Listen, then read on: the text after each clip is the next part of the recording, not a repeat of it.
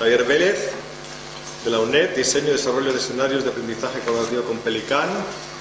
Javier es licenciado en Informática por la UPM del año 2001 y doctor en Informática por la UNED del 2009 y trabaja en un grupo, el grupo de Learning Technology and Collaborative Systems. En concreto, está desarrollando el sistema de soporte al aprendizaje colaborativo y, en particular, una herramienta que se llama Pelican, una plataforma de aprendizaje colaborativo que nos lo contaré cuando quieras. Gracias.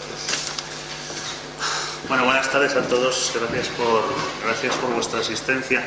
Yo lo que voy a intentar es dar un poco la perspectiva más orientada hacia el aprendizaje, y ya que Jaime nos ha dado una visión de contexto de todo lo que es la colaboración, pues nos va a venir muy bien para no tener que recordar muchos de los conceptos de la colaboración que se han venido utilizando y rescatando desde el mundo de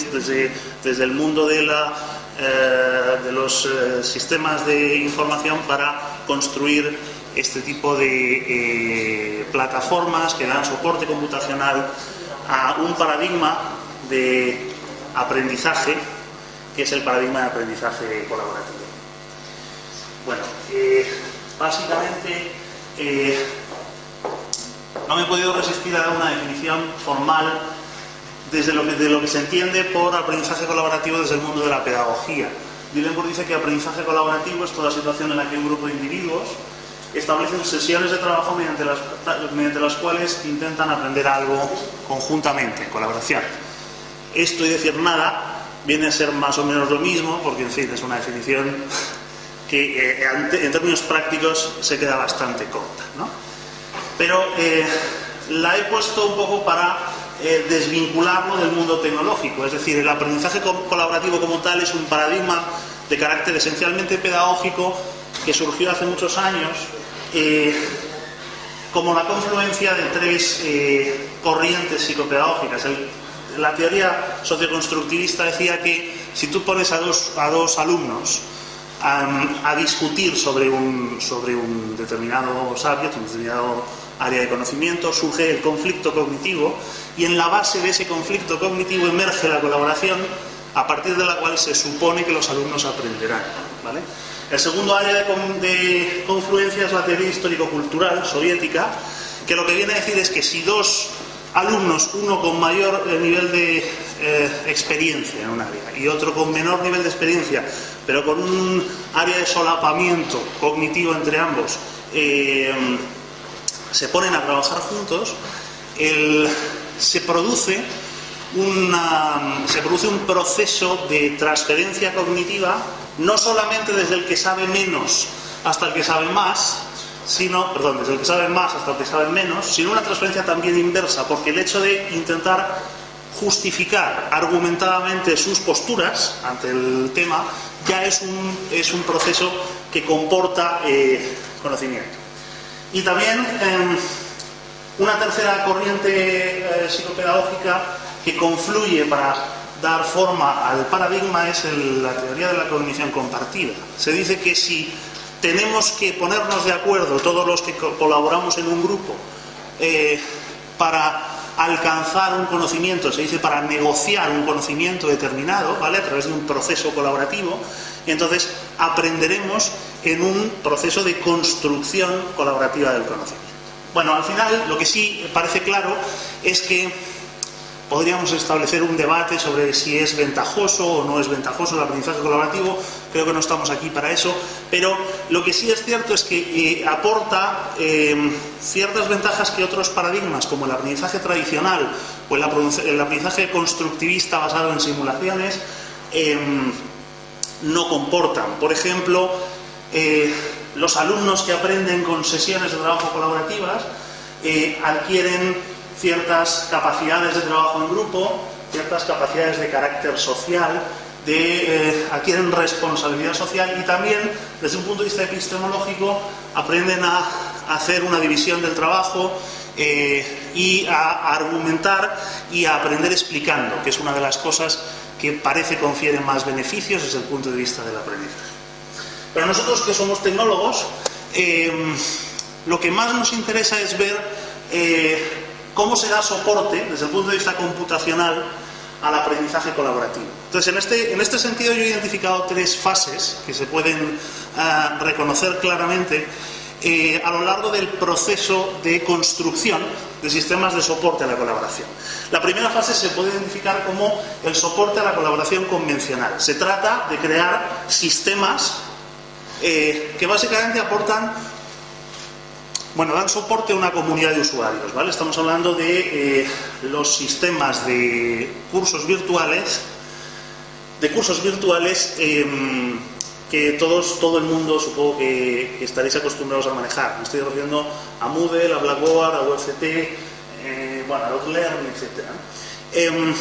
Claro, estos sistemas entienden que el aprendizaje colaborativo, o por decir mejor, el soporte computacional al aprendizaje colaborativo, consiste en proporcionar un entramado social que organice a los usuarios de alguna manera de acuerdo a las prescripciones, digamos, de la institución donde estudian, pues en clases, cursos, etcétera, y luego a partir de ahí proporcionar una serie de medios de soporte a la interacción, ¿vale? Y entonces es cuando hablamos de todos los medios de interacción que ha señalado Jaime anteriormente, ¿no? Tenemos como medios de interacción colaborativa pues sistemas de mensajería instantánea, chats, sistemas de votación, gestores de eventos y calendarios, wikis, repositorios de recursos, foros de discusión, etcétera, etcétera. La pregunta es, ¿esto es suficiente para dar soporte a la colaboración? Pues en comunidades como las que decía Jaime, que son comunidades de interés, por ejemplo la de Yakarta y demás, donde los usuarios se suscriben con unos intereses claros de participación activa y de aprendizaje activo, podemos asumir que el mero hecho de proporcionar un medio de comunicación ya es una manera de garantizar la interacción colaborativa. De hecho, muchas veces, entre las comunidades de interés, simplemente el hecho de poner una lista de correo ya es una manera de garantizar que surja emergentemente una comunidad de colaboración. Pero no debemos olvidar que que nuestro foco de atención, nuestro target son estudiantes que no necesariamente tienen una motivación preliminar acerca de la materia de estudio. Entonces, lo que parece razonable es que las plataformas de aprendizaje, por encima de ellas, tienen que proporcionar un sistema de estratificación social o de estructuración social lo suficientemente fino como para que se ajuste a las prescripciones de carácter pedagógico. Es decir, no me basta con organizar a los estudiantes en cursos y asignarles allí pues, unos materiales de estudio. Es que probablemente mi experiencia colaborativa va a ser organizar a los estudiantes de mi curso en grupos o en parejas, para que discutan entre ellos y luego volver a formar pares de pares o cualquier otra estrategia de carácter pedagógico, con una justificación, digamos, pedagógica, dirigida movida, digamos, en el nivel de la estructuración social. Eso en primer lugar. Por encima de la estructuración social está el diseño del flujo instruccional. Lo que nosotros tenemos que hacer, si lo que queremos es que los estudiantes aprendan, es de alguna manera dar un guión de actuación, ¿vale?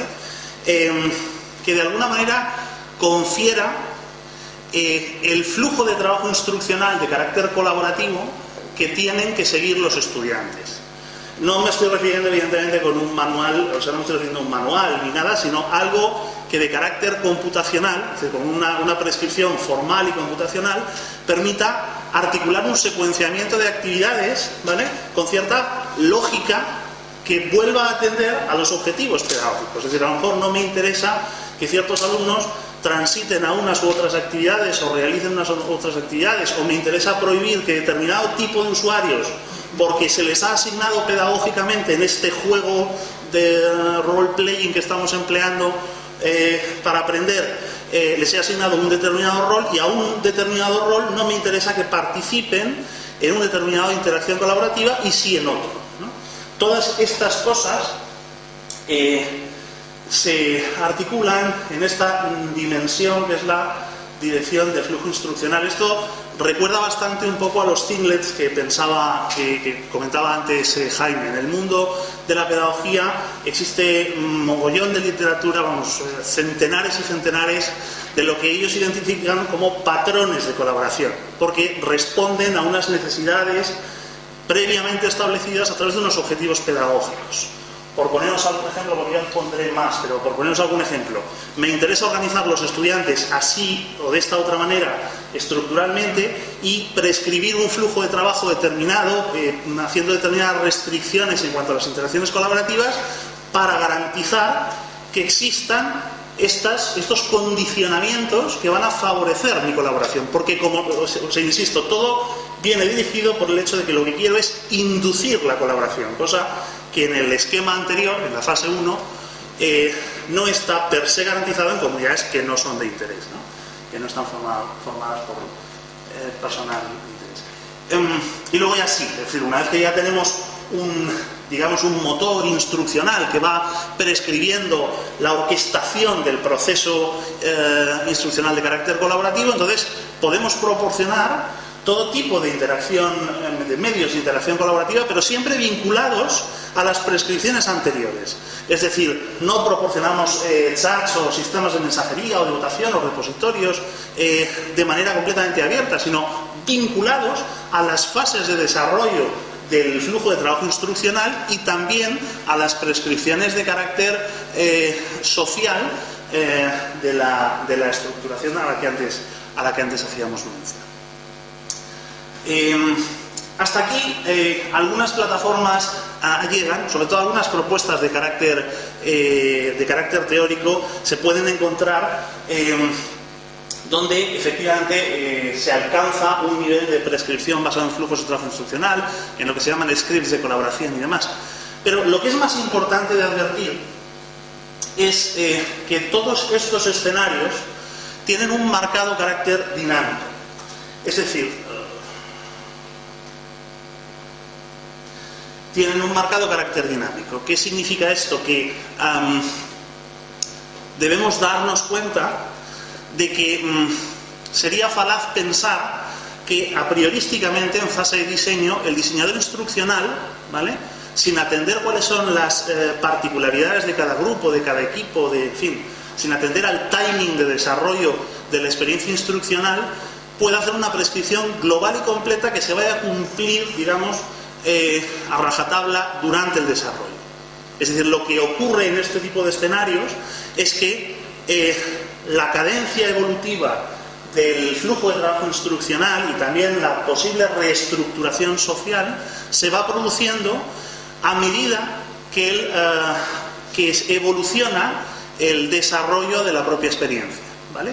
Entonces, todos estos factores a tener en cuenta, la dimensión social, el diseño instruccional, por supuesto la interacción colaborativa y el carácter dinámico inherente a todo el proceso, nos hace reflexionar sobre la necesidad de definir un marco formal para describir escenarios de esta naturaleza, lo que llamaremos escenarios de carácter, escenarios de aprendizaje de carácter colaborativo. Os quiero poner algunos ejemplos sobre cómo lo que digo es una realidad, es decir, no es un discurso inventado. Aquí tenemos, por ejemplo, un procedimiento de estos que decía antes, que aparecen en la literatura como scripts de colaboración o patrones de colaboración, que es el procedimiento Jigsaw. La idea del procedimiento Jigsaw es la siguiente: si yo lo que quiero es que mis alumnos colaboren, es decir, se ven obligados a colaborar, lo que tengo que hacer es conseguir distribuir el conocimiento de un determinado área entre todos los miembros del grupo. O sea, por ejemplo, yo tengo grupos de 6 estudiantes. Si cada uno de los 6 estudiantes sabe de una cosa, para realizar una determinada actividad de carácter colaborativo y forzarles a la colaboración, lo que tengo que garantizar es que cada uno sepa de una cosa distinta, porque solamente a través de la interacción colaborativa conseguirán llevar a cabo el proceso, la experiencia colaborativa. Entonces, básicamente, este escenario se plantea de la siguiente manera. Se puede articular de muchas maneras, pero este es un ejemplo. Tenemos aquí una clase de 12 alumnos y cada alumno, bueno, el profesor presenta un tema de actividad y entonces cada alumno piensa cuál sería una parte de la materia en la que él quiere especializarse como experto y envía votaciones a los profesores, propuestas de temas, ¿vale? El alumno 1 hace su propuesta PSU1, el alumno 3 su propuesta PSU3, etc. En una segunda fase se hacen públicas todas esas propuestas y entonces los alumnos votan a qué propuesta quieren suscribirse. Es decir, el hecho de hacer públicas todas las propuestas puede hacer pensar que algunos alumnos consideren más interesantes otras propuestas de otros compañeros, entonces desvían, digamos, su interés y de esta manera obtenemos una colección de propuestas, ¿vale? Supongamos que el soporte subyacente pues es a través de una herramienta de votación, ¿vale? Envían sus propuestas y eso articula la posibilidad de definir grupos expertos. De tal manera que si por ejemplo los alumnos 1, 2 y 3 han escogido el grupo experto, o sea, digamos, coger experticia en el tema experto número 1, pues entonces se juntan y se suscriben al grupo experto número 1. Lo mismo para el resto. Y realizan, paso siguiente, una actividad de carácter colaborativo entre ellos para aprender, ¿vale? Se supone que ellos aprenden sobre un área de conocimiento particular, una parte de todo el tema original. En la segunda fase se hace una distribución de los alumnos, de tal manera que se escoge de cada uno de los 4 grupos expertos a un miembro, y con eso se consiguen 3 grupos heterogéneos en el sentido de división cognitiva, es decir, cada uno de estos miembros es experto en un área distinta, ¿vale? Entonces, en esta última fase, en el desarrollo de la actividad colaborativa final, hemos conseguido formar grupos donde se va a inducir la colaboración, por el hecho de haber distribuido el conocimiento entre cada uno de sus miembros, ¿vale? ¿Dónde está aquí el dinamismo? ¿Dónde está el carácter dinámico de esta propuesta?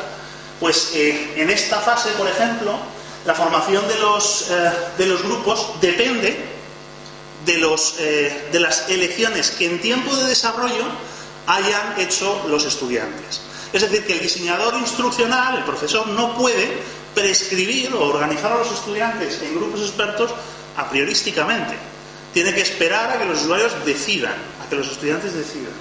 Y también en la fase de formación de equipos de trabajo hay una componente dinámica, en tanto que una vez ya se han resuelto las actividades expertas, entonces hay un proceso de redistribución. Me da igual según qué política, por ejemplo aleatoria, pero la construcción automática es un proceso dinámico en cualquier caso. Otro ejemplo lo constituye la división colaborativa del trabajo. Esto per se no es un patrón de colaboración identificado, pero sí es una disciplina general que se aplica dentro del mundo del aprendizaje colaborativo. Es decir, los estudiantes se les plantean actividades de carácter muy complejo, ¿vale?, para que les suponga un reto cognitivo enfrentarse a ellas y eso genere debate. Y muchas veces la manera de articular el desarrollo de la actividad colaborativa consiste en un proceso de partición. Lo que vamos a hacer es, en la primera fase, reunimos a todo el grupo y ellos hacen un estudio de la complejidad del problema, lo analizan, y como consecuencia de eso, en la segunda fase, se decide, por herramientas de soporte subyacentes, herramientas de votación, de discusión, lo que sea, se decide cuáles son los subproyectos que van a surgir vinculados al desarrollo del proyecto original, ¿vale? Entonces, se asignan responsabilidades, se asignan grupos, digamos, que van a desempeñar, que van a realizar cada uno de los subproyectos, y cuando en una última fase se han generado los subproductos, los productos parciales de cada subproceso, en una última fase se hace una reintegración de todos los proyectos, ¿vale?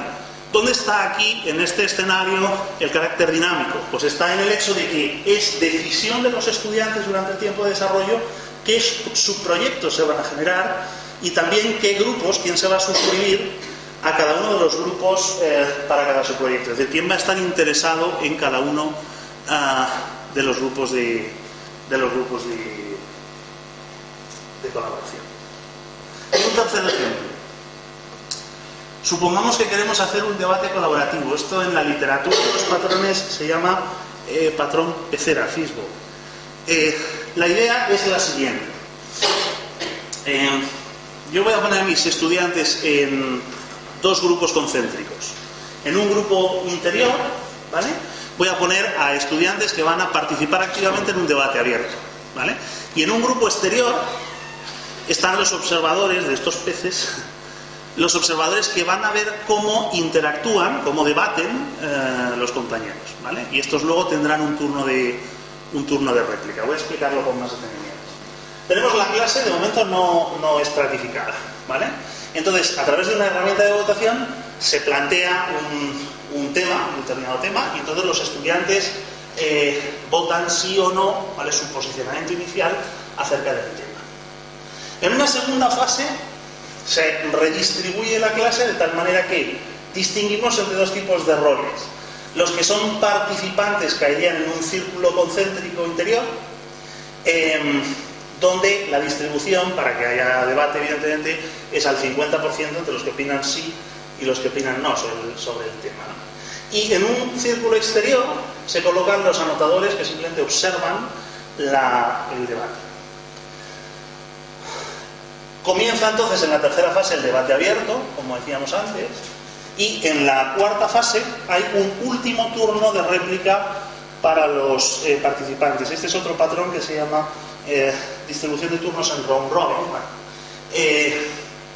que básicamente lo que hace es asignar 5 minutos, por ejemplo, a cada participante para que exponga su alegato final con respecto al tema de debate. Y después, posteriormente, en el turno de anotaciones, lo que vamos a hacer es dar un turno también, en este caso a los anotadores, que han hecho observaciones y anotaciones acerca del tema y van a exponer su punto de vista de cómo han visto el debate. Y finalmente, cuando termina ese turno de palabra para todos los anotadores, también en round robin, se hace un posicionamiento final para comprobar si ha habido un movimiento de opiniones, ¿vale? Bueno, pues este es otro escenario de carácter colaborativo. ¿Dónde está aquí el dinamismo? El dinamismo básicamente está en este primer punto, porque la estructuración, en este caso basada en roles, de los estudiantes depende de los resultados de la votación de la fase número 1. También aquí hay un carácter dinámico porque la desactivación del permiso de participación de los anotadores tiene una componente dinámica si se ve desde una perspectiva computacional. Es decir, si esto se articulase como un sistema, pues habría que desactivar la posibilidad de intervención en los mecanismos, en los medios de interacción pertinentes que se estén utilizando para que los anotadores no pudieran participar. En esta fase, en la fase número 4, se hace también hay una doble componente dinámica en tanto que anotadores y participantes permanecen inactivos, excepto aquel que tiene el turno de palabra, y hay una política de evolución, digamos, de paso de token al siguiente participante una vez transcurrido el tiempo límite de intervención.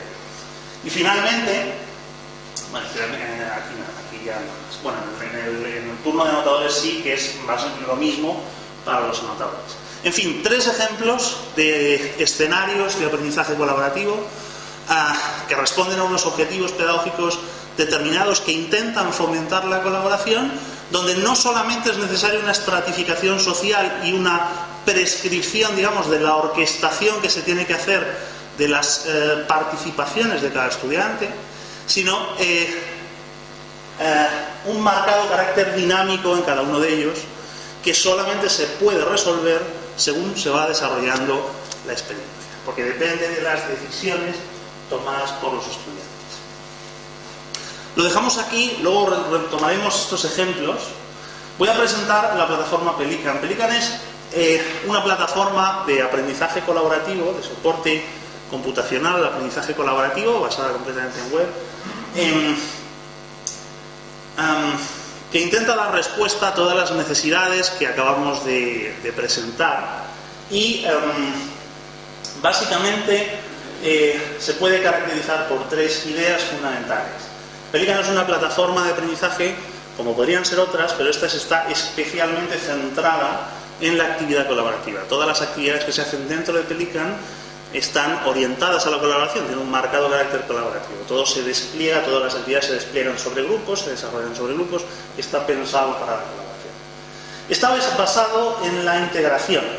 Lo más importante cuando queremos dar un soporte, ya lo discutiremos un poco más adelante en la presentación, cuando queremos dar un soporte a la colaboración desde un punto de vista computacional, es que podamos integrar herramientas de terceras partes, desarrolladas por terceras partes, para que pueda ser, digamos, asumible en tiempos el desarrollo de una experiencia, el soporte computacional, el desarrollo de la experiencia, pero que demos la facilidad de que exista una lógica de integración de la herramienta, de tal manera que pueda existir hasta cierto punto cierta suerte de comunicación entre la plataforma de soporte subyacente y las herramientas agnósticas de estas.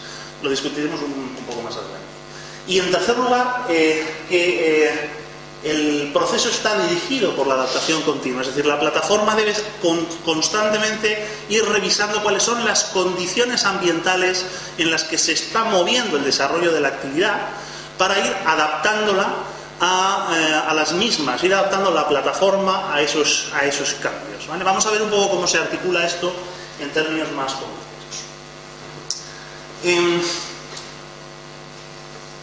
Pelican es una herramienta que sirve a dos propósitos o a dos perfiles, digamos, de usuarios distintos, ¿vale? De un lado es una herramienta de diseño, es una herramienta preparada para el diseño de todas estas experiencias. Es decir, si yo quiero desarrollar un escenario o diseñar un escenario de aprendizaje colaborativo, ya hemos dicho que tengo que atender a una serie de preceptos y el diseñador instruccional encontrará en Pelican los artefactos formales y computacionales necesarios para dar soporte a la especificación de ese diseño. Y luego, de manera independiente, un diseño en concreto de un escenario particular, de una necesidad colaborativa, se puede desplegar en uno o varios contextos sociales determinados, en un grupo, en un equipo, en una clase, etc., ¿no? Entonces, la plataforma también es para los profesores y los estudiantes un medio donde se desarrolla el proceso colaborativo.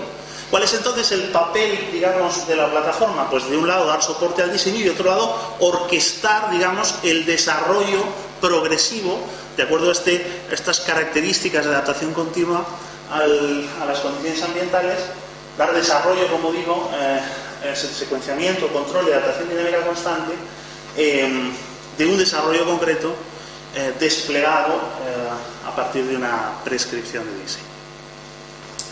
Entonces, por entrar un poco más en profundidad, ¿cómo diseñamos, cómo es la estratificación, cómo se da soporte a la estratificación social en Pelican? Pues el modelo conceptual, que por supuesto tiene un soporte computacional detrás, no quería aburriros con aspectos técnicos, si a alguien le interesa. En fin, está basado en tres niveles de descripción. El nivel más inferior, el más alto nivel es el nivel de lenguaje, es decir, proporcionamos un lenguaje específico de dominio basado simplemente en dos conceptos esenciales, que es el de plantilla de grupo y actor. Es decir, una plantilla de grupo describe un arquetipo de estructuración social, ¿vale?, que vamos a utilizar para construir nuestras comunidades virtuales de aprendizaje. Y cada uno va a tener, cada miembro del grupo va a tener una responsabilidad social, de carácter social. Y esa responsabilidad de carácter social está prescrita, encarnada por el elemento actor, ¿vale? Por ejemplo, si yo quiero crear, si yo por ejemplo quiero crear un colegio, pues puedo crear un modelo de sociedad utilizando este lenguaje, diciendo, una plantilla de grupo que voy a crear es el colegio. Un actor que va a tener el colegio a este nivel es el director. Va a haber un total de 50 clases, que es una plantilla de grupo interna dentro del colegio, y también cada clase va a tener una colección de grupos y va a haber profesores y estudiantes en cada una de ellas. Esto es un modelo de sociedad que luego puede desplegarse en distintos contextos sociales. Puedo crear el colegio Diego Velázquez o el colegio Antonio Machado con un binding de cada usuario concreto en cada actor, ¿vale? Cada usuario representa a un tipo de actor, o a varios, por supuesto, y cada grupo concreto, o cada clase concreto, o cada colegio concreto es una instancia de este modelo.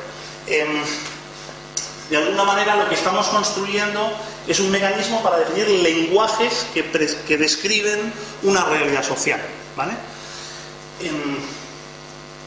El segundo elemento es la definición del flujo de trabajo colaborativo de carácter instruccional. Aquí también tenemos los 3 niveles.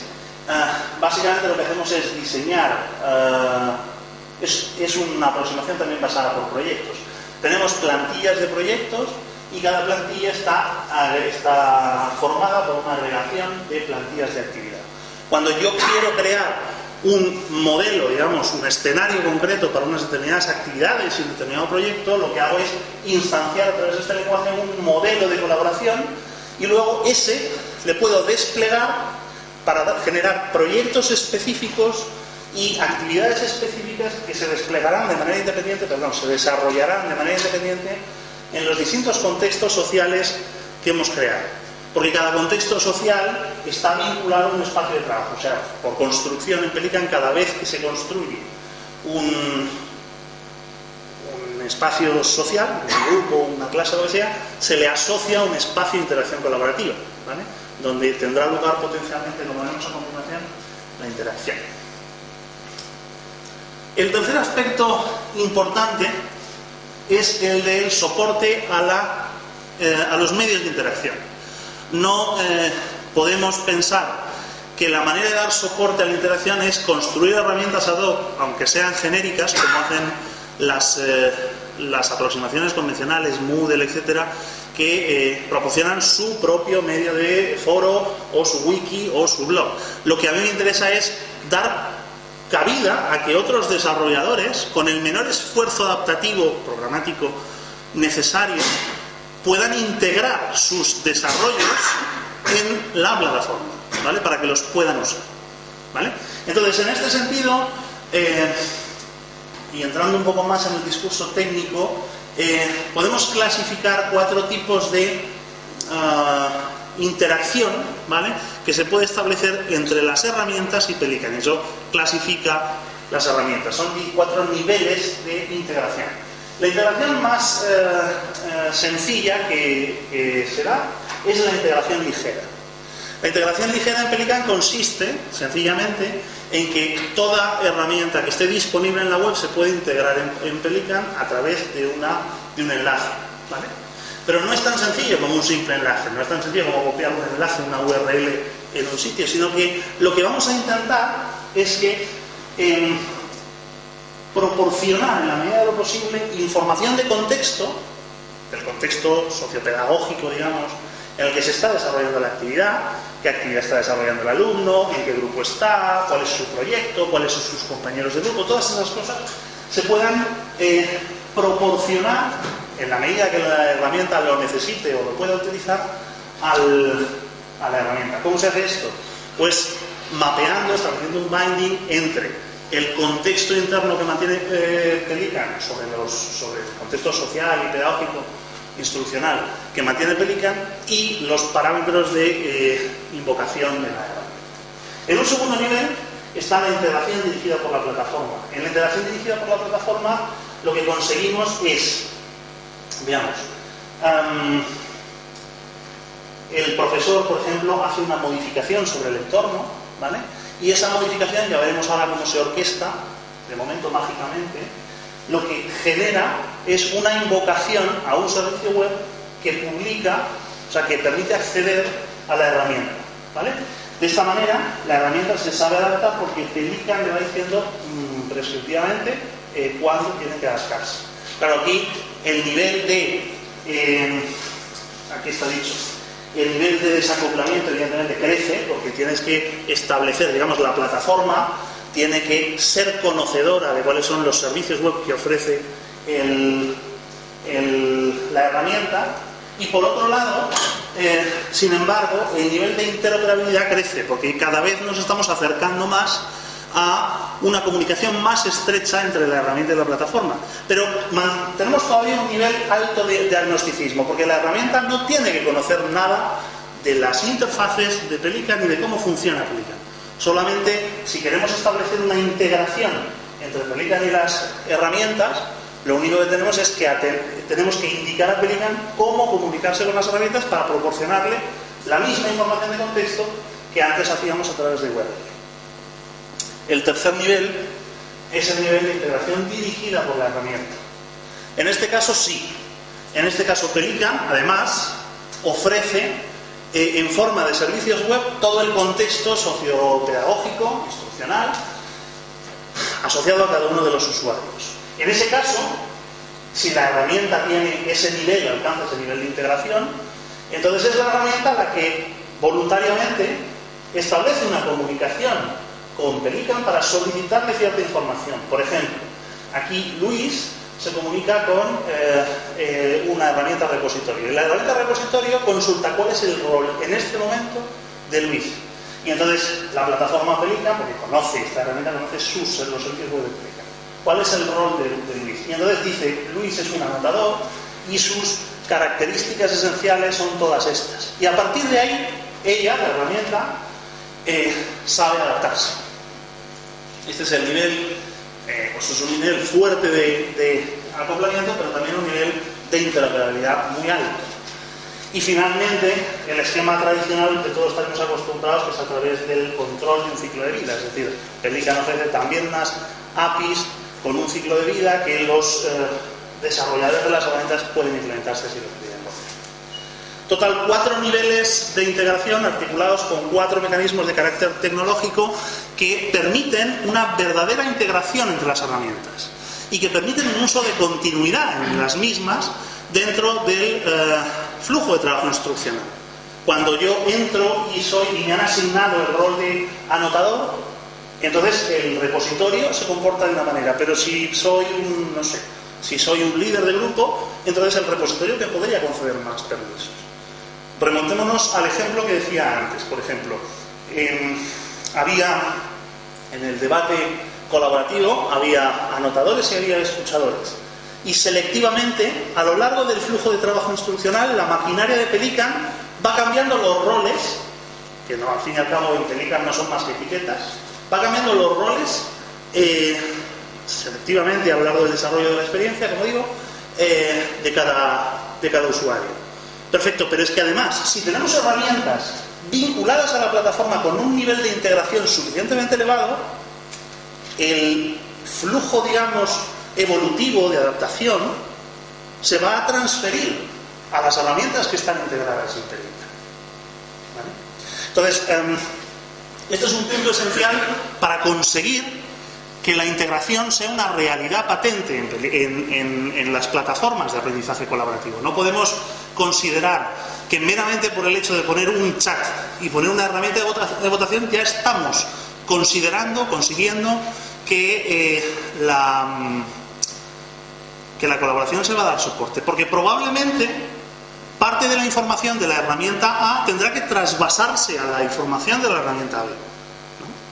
No solamente habrá cambios en el entorno, sino que también habrá cambios en nuestras herramientas. Y estos son los mecanismos mediante los cuales se consigue esa comunicación entre las herramientas. En ese sentido se dice que Pelican es una herramienta de integración o una plataforma de integración que ofrece canales de comunicación a distinto nivel de integración entre las herramientas. Y finalmente, necesitamos un pegamento tecnológico que orqueste todo este proceso de orquestación, o sea, que orqueste todo este proceso de desarrollo. O sea, lo que decíamos antes, veamos otra vez el ejemplo del debate colaborativo. En el debate colaborativo, en la primera fase, parece que interviene todo el mundo, luego intervienen solo los participantes, luego hay un turno de palabra, luego están los anotadores. Bueno, pues todo eso hay que orquestarlo. Y para eso necesitamos un lenguaje de dominio que nos facilite la descripción en términos formales y computables de ese proceso instruccional. ¿Vale? ¿Cómo lo articulamos? A través de un paradigma de reglas, en nuestro caso. Lo que a nosotros nos interesa no es dar un script que se ejecute de golpe, digamos, en un momento determinado, sino asociar pequeños scripts de transformación dinámica adaptativa, a determinados eventos que responden a acontecimientos de carácter sociopedagógico que se producen en la plataforma. Es decir, si hay un determinado acontecimiento, un cambio de fase, alguien cambia, entonces a lo mejor necesitamos responder reactivamente a ese cambio en la plataforma con cambios en la plataforma o a través de la plataforma en las herramientas, como acabamos de ver. ¿Vale? Con lo cual utilizamos un sistema de reglas. Tenemos un lenguaje de scripting, es un lenguaje de dominio, se llama P-armadilla, está basado en Groovy, y lo que hacemos es vincular la ejecución de los scripts de adaptación a determinados eventos con determinadas condiciones de disparo en lo que llamamos reglas de planificación.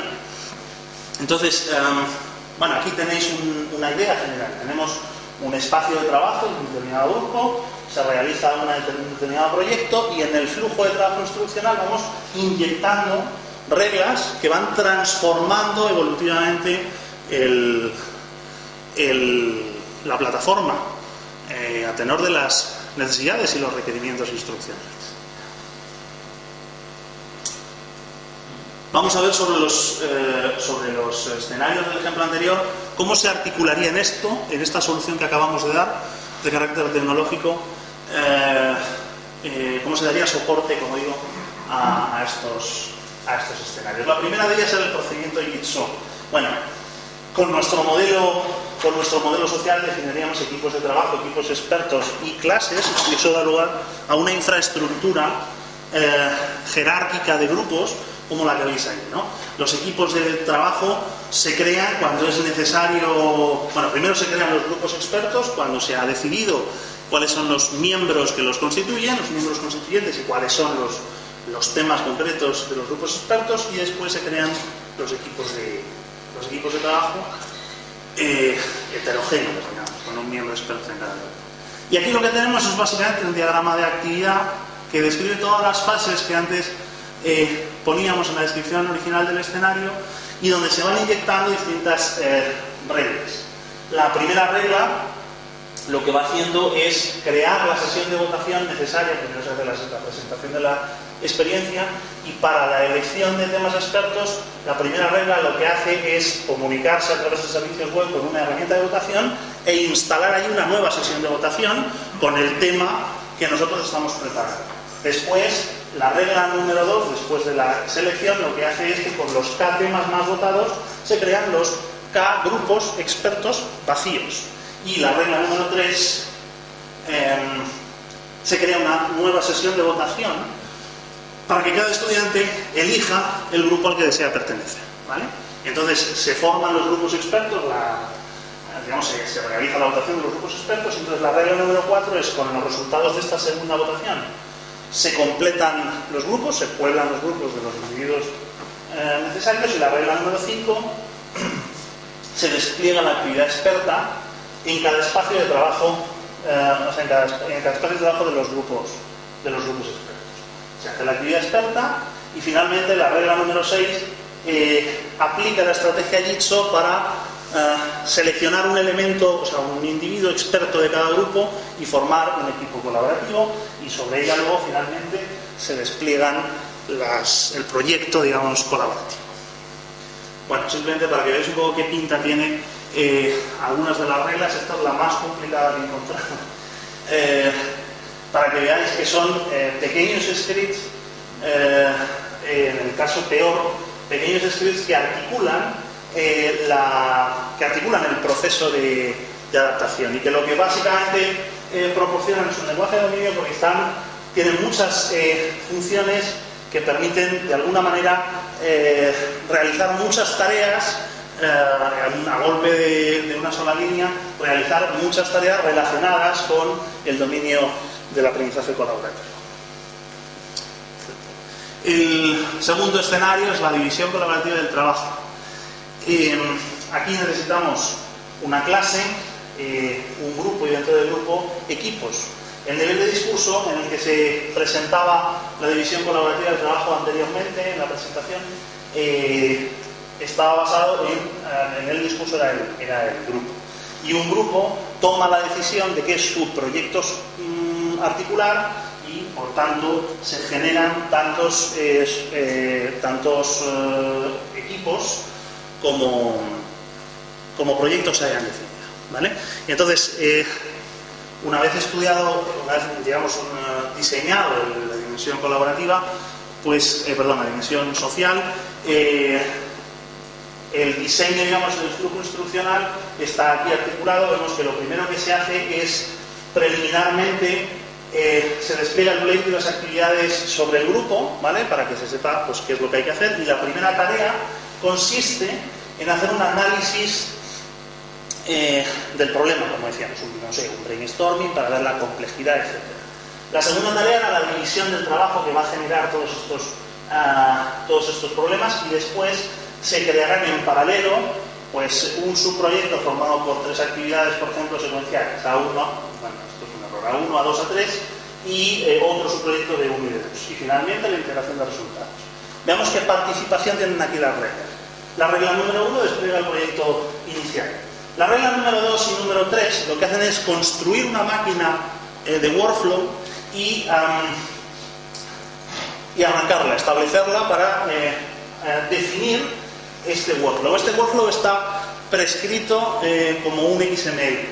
Pero lo que quiero destacar aquí es para que se note un poco la flexibilidad del lenguaje de dominio de Almohadilla, es que Pelican no tiene una herramienta de workflow, digamos, instalada, no tiene un componente que va orquestando el workflow. Es que incluso el secuenciamiento de las actividades se articula en términos declarativos con el lenguaje de reglas y de scripts. Por eso, la regla número 4 tiene por lógica la realización de la transición de actividades. Va siguiendo con ese sencillo XML cuáles son las siguientes actividades que se deben articular y automáticamente las activa y desactiva las anteriores, ¿vale? Cuando llegamos a este punto, se ejecutan las reglas 5, 6, 7 y 8, que básicamente lo que hacen es crear los subproyectos. La 5, la 6 forma los equipos que se encargarán de cada subproyecto, la 7 despliegan los subproyectos sobre los equipos, y la número 8 lo que hace es alterar dinámicamente la configuración del workflow, porque la prescripción en XML, esta que os comentaba, originalmente no contemplaba este despliegue. Es decir, lo que hemos hecho con la regla número 8 es insertar entre esta actividad y esta actividad, que venía inmediatamente a continuación, esto. ¿De acuerdo? Entonces, lo que quiero poner de manifiesto es que el motor de reglas, o el mecanismo de reglas, es un mecanismo muy potente para adaptar, generar cambios dinámicos en la plataforma y en las herramientas a tenor de las necesidades de los escenarios. Y ya finalmente, el debate colaborativo. Aquí en este caso tenemos como modelo social simplemente la clase, porque la manera de articular la estratificación social va a realizarse a través de la asignación de roles a cada uno de los estudiantes. Definimos 4 tipos de roles.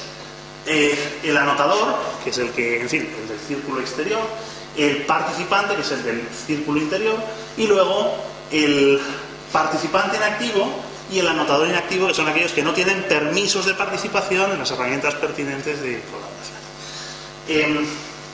El juego que tenemos aquí con las reglas es ir orquestando la asignación de cambio de roles, pero los cambios de roles, como están suficientemente integrados con las herramientas de soporte a la colaboración, a la interacción colaborativa, se reflejan, esos cambios de roles se reflejan en el comportamiento de las herramientas. Así que en una primera herramienta, en una primera regla, pues se crea la sesión de votación inicial, se hace un posicionamiento inicial y luego durante el debate colaborativo se forman los colectivos de debate y se asignan roles al 50%, como decíamos, con la regla número 2, y durante el debate colaborativo lo que se hace es que se arranca el último turno de participación para ese round robin que vamos a hacer de los participantes. La regla número 4 va haciendo el stepping de pasar al siguiente participante hasta que todos han hablado una vez. Y luego lo mismo para el turno de las anotaciones. R5 prepara los anotadores, es decir, desactiva la capacidad de participación de los participantes, asignándoles el rol de participante inactivo a todos ellos. Eso es lo que hace la regla número 5. Y asigna, la regla número 6 va haciendo el stepping de asignar la participación de cada anotador cada vez el rol de participador activo. Bueno, y con esto llegamos al final. Simplemente quiero establecer unas directrices generales de cuáles deberían ser las conclusiones a las que podemos llegar después de todo este trabajo, más allá de los aspectos meramente técnicos. Que las experiencias, en primer lugar, el desarrollo, el soporte computacional a las experiencias de carácter colaborativo es altamente complicado, porque no puede pensarse simplemente con proporcionar medios de interacción colaborativa o un soporte a la estratificación social medianamente suficiente, van a ser unos artefactos que resulten adecuados para para dar soporte al aprendizaje colaborativo, a los escenarios de aprendizaje colaborativo. No debemos subestimar la complejidad de estos tipos de experiencias. Se requiere en ese sentido un cuidadoso diseño de escenarios de aprendizaje y que no es, como decía, no es suficiente con dar soporte a la interacción. El flujo de trabajo instruccional, como algunos autores hacen, tampoco es suficiente, porque no puede ser prescrito de manera a priorística durante la fase de diseño. Es decir, las fases de diseño y desarrollo se van alterando o de alguna manera tenemos mecanismos como los que proponemos aquí basados en reglas que atienden a esas posibilidades de cambio, ¿no? En fin, y por otro lado, los aspectos relacionados con la integración. Las plataformas deben articular mecanismos de adaptación continua a los cambios y proporcionar mecanismos sencillos para que herramientas de terceras partes se desarrollen, ¿no? Y que se pueda dar soporte a la colaboración. ¿Vale? En ese sentido hay que encontrar mecanismos para dar una sintonía de acoplamiento, con un acoplamiento lo más débilmente posible, pero también lo más interoperable posible. ¿Vale? En fin, pues esto a modo de conclusiones. ¿Cuáles son las líneas de trabajo futuro en las que se derivan directamente más de esta idea? Pues en primer lugar podríamos decir que convertir nuestro modelo formal y computable de diseño de escenarios de aprendizaje colaborativo en un artefacto reutilizable y probablemente paquetizado en forma de estándares puede ser algo muy interesante porque, como ya digo, fomentaría la reutilización. Y en segundo lugar, y como consecuencia derivada de lo anterior, si nosotros conseguimos convertir el diseño en una realidad reutilizable, en una entidad tangible, pues entonces es posible que aplicando determinadas tecnologías, como por ejemplo MDA, se pueda desplegar, en la medida que las plataformas existentes así lo permitan, claro está, desplegar todas estas características del aprendizaje colaborativo, de los escenarios de aprendizaje colaborativo sobre distintas plataformas. Esto termino.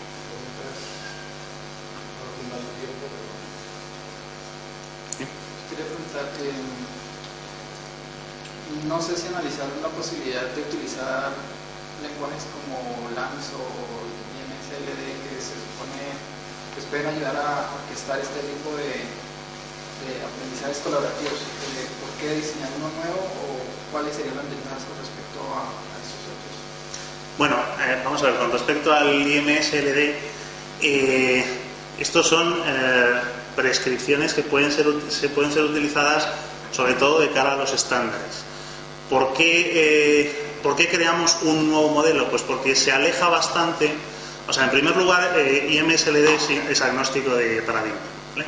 Y entonces viene muy bien la metáfora que utiliza del teatro y los actores y demás para otro tipo de paradigmas, para el aprendizaje convencional, que está basado en transferencia de conocimiento, y tal vez para el constructivismo, pero encontramos serias deficiencias en el caso de la colaboración, porque la articulación de los aspectos dinámicos, sobre todo, es algo que en cualquier caso se podría haber considerado como una extensión a esta especificación. De todas maneras, hay muchos trabajos a ese respecto de distintos autores que han intentado extender la especificación en el MSLD en distintos flancos que han entendido que tenían ciertas deficiencias al respecto, ¿vale? Pero ninguna de ellas ha satisfecho, porque la aproximación que utilizan, la metáfora, digamos, sistémica que se utiliza, no parece adecuada, no parece ajustarse adecuadamente a las características esenciales del paradigma.